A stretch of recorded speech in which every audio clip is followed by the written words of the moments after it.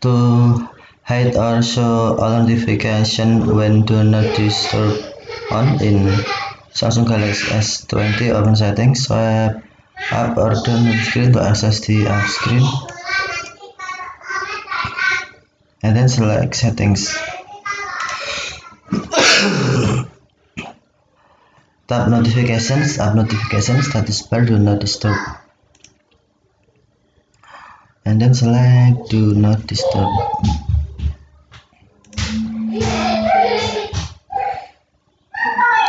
Select hide notifications. Choose whether to hide or show notification icon and podcast.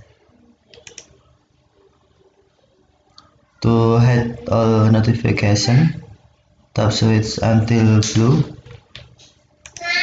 or to show all notification when do not disturb on, tap switch until white. Okay, let's try.